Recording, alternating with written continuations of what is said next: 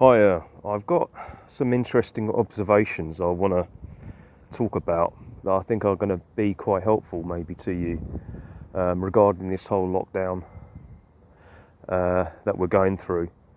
It's an observation I made about collectivism because when I think about collectivism, I tend to think of the negative kind, and I've kind of watched a lot of videos and podcasts, people talking about it. But I was watching a gentleman talking about the positive type of collectivism, and I really agree. So basically, I think there's roughly two types of collectivism, and one of them is the toxic type that our government is really telling us on the news, in the media, and it's been around for for decades really, and I'm talking in Western cultures, and it's been magnified now with all this lockdown. Because when you look at it, even before this lockdown, many people have been isolated anyway.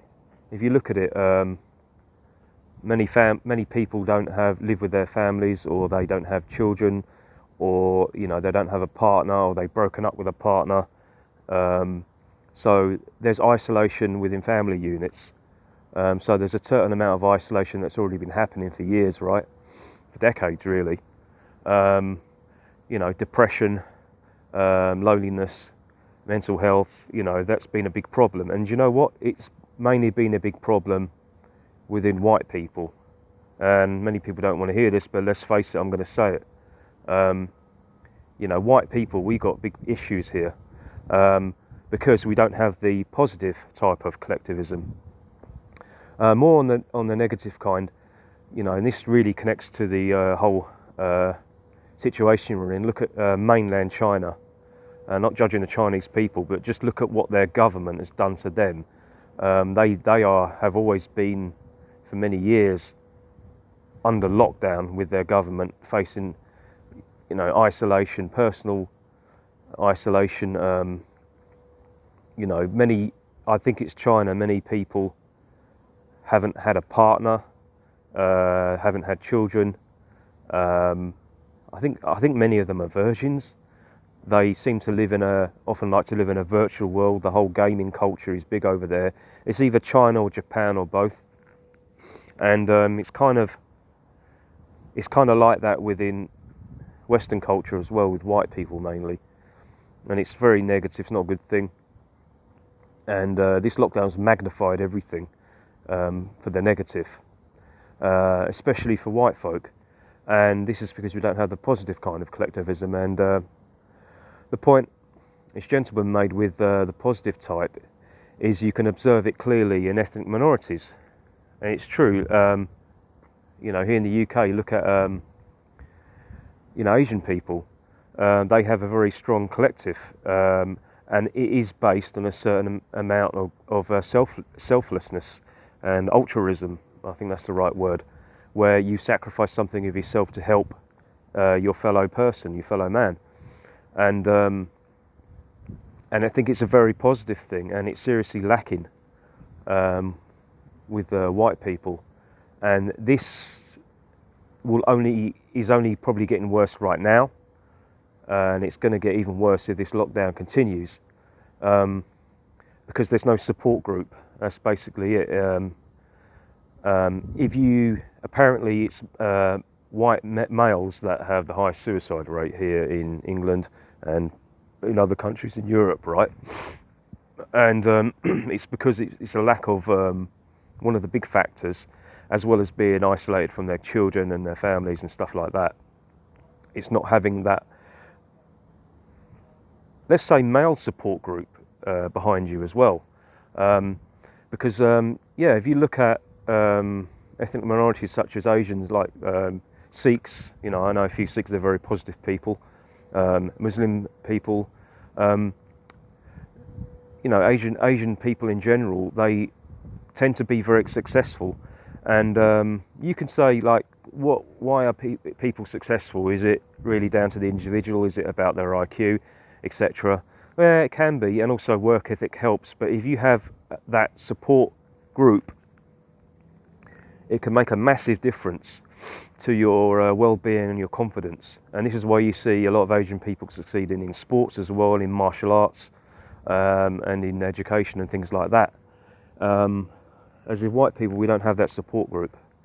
Now, I think that it's been slowly eroded. I think we've been encouraged to do this. It's been the media hasn't helped. What the information we've been fed. So you can go on the whole conspiracy theory about that it's meant to be this way, but either way. An observation I also want to make is I've seen it in the workplace with guys. I say mainly white guys I work with anyway. And there's a lot of negativity. There's a lot of backstabbing, negative talk.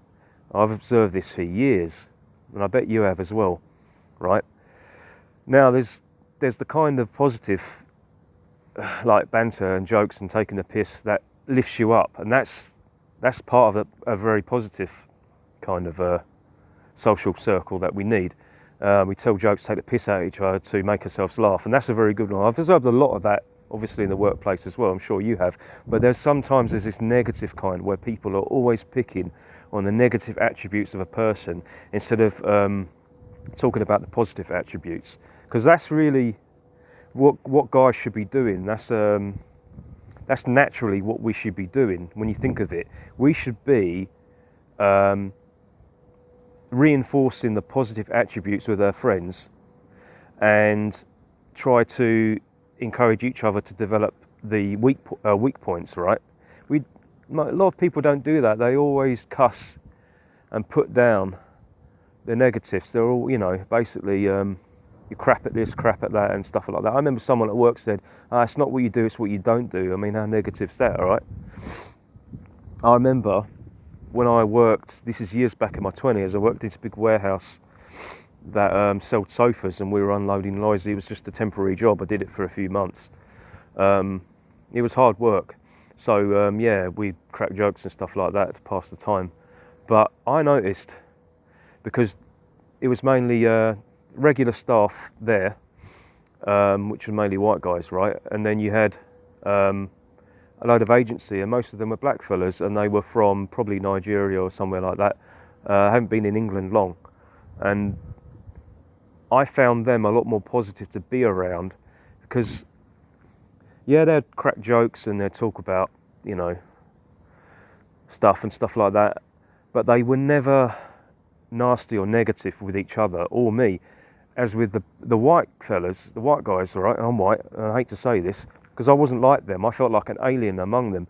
They got real negative with one another, and they'd always talk bad when the person wasn't there. They always say, he's shit at this, he's shit at that, he doesn't do his job, he's lazy this, lazy that, he's a fat cunt, and all that stuff. But it was actually meant to really put that person down. I observed that. And it got to the point where it became so toxic, I just couldn't really be around it, and I'd sit with the black dudes and I'd be talking to them. I noticed that in other jobs as well. I think this is a really bad trait, and I think it's not a manly, masculine trait when you look at it. I mean, if you look at the shitty soap dramas like EastEnders, and you got all the macho guys huffing and puffing and talking crap and all, that's not a masculine trait, because we really should be enforcing the positive within each other. And this is why I do think, Asian men, they're more successful because they have that support group and they want each other to do well, and there's a certain amount of self-sacrifice that they make. This is why they are excelling in sport and education and things like that. We need that badly. Because I don't know if I said it, I can't remember, but the suicide rate of white men is apparently the most high, and I can see why. It's because we've isolated one another and we don't have the tribe, and we badly need that. And I can see, I mean, let's talk about it, because of this lockdown, the suicide rate is increasing, you know, within individuals, in people, and I can, you know, it's obvious why. So if you have a circle of people that are your mates, you need to reinforce that friendship and keep it stronger now. It shouldn't be falling apart. And this goes for people, you know, men and women, not, you know, it doesn't matter. People who, you know, are in a situation where they don't have their immediate family around them, they're not in the same household. Maybe they're single parents, again, single dads that can't see their kids. You know, maybe not working, and then losing motivation, sitting down, you know, eating pizza and watching Netflix and all that shit. You know, that's not a good thing if you don't have friends. And so we need to reinforce that type of collectivism, that tribalism again, and not fall for this government propaganda or brainwashing, because I think it's more important than ever, basically. So I just thought I'd say that anyway. Don't know if it's going to help. Hope it does. All right, that's enough for now. See you later. Bye.